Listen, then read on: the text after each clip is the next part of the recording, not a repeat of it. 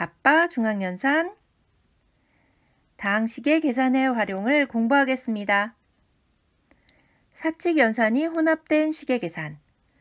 거듭제곱이 있으면 거듭제곱을 먼저 계산하고요. 괄호는 소괄호, 중괄호, 대괄호 순서로 합니다. 분배 법칙을 이용해서 곱셈, 나눗셈을 먼저 하고요. 동료한끼리 덧셈, 뺄셈을 하면 됩니다. 이런 식이 있습니다.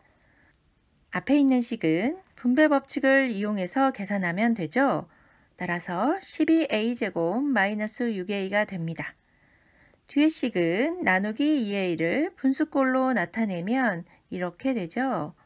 이것을 선생님이 어떻게 하라고 했습니까?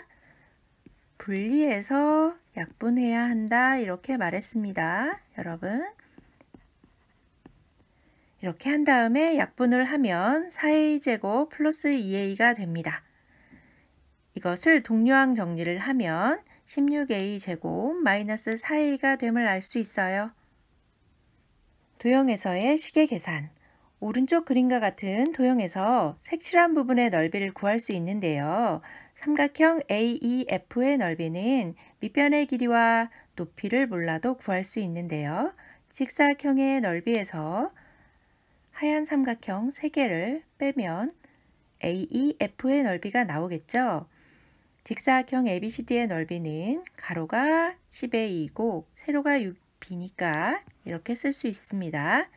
그리고 ABE의 넓이는 BE의 길이가 10a에서 6a를 빼니까 4a가 되죠.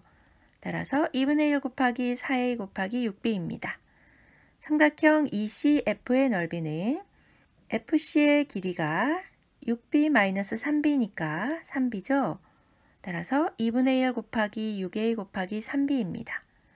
삼각형 AFD의 넓이는 2분의 1 곱하기 10a 곱하기 3b입니다. 이것을 우리가 계산하면요. 24ab가 나오는 것을 알 수 있어요. 식의 값 구하기. 먼저 주어진 식을 간단히 해야 됩니다.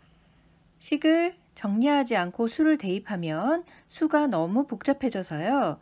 우리가 계산하는데 어렵습니다. 따라서 먼저 식을 간단히 해야 되는 걸 잊지 말아주세요. 이런 식이 있다고 할 때요. 나누기 4xy니까 분모로 갔죠? 그런 다음 이렇게 분리하고 약분을 해야 된다고 했었습니다. 약분을 하면 3x제곱 마이너스 2y가 되었네요. 그리고 x 이퀄 마이너스 2와 y 이퀄 3을 대입하면 되는데요. x 이퀄 마이너스 2를 대입할 때는 괄호를 해서 마이너스 2를 전체를 제곱할 수 있도록 해주어야 합니다.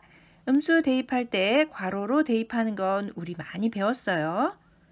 이 값은 따라서 12가 되고 y를 대입한 이 값은 6이 됩니다. 따라서 답이 6이 되네요.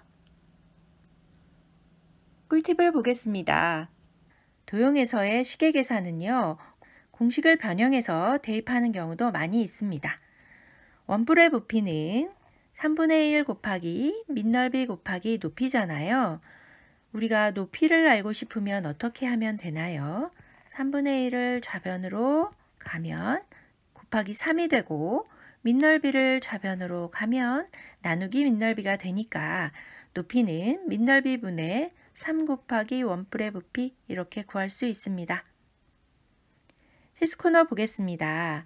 식의 값을 구할 때요. 값이 음수인 경우에 괄호를 꼭 사용해서 대입해야 합니다. 그렇지 않으면 답이 틀려져요. x 이퀄 마이너스 3일 때 x제곱에 대입할 때 괄호를 사용하지 않으면 마이너스 3의 제곱 이렇게 돼서 값이 마이너스 9가 됩니다. 그런데 괄호를 사용하면요. 전체에 대한 제곱이니까 9가 되는 거죠. 꼭 괄호를 사용해서 대입해야겠어요. 구독, 좋아요 꾹 눌러주세요. 안녕.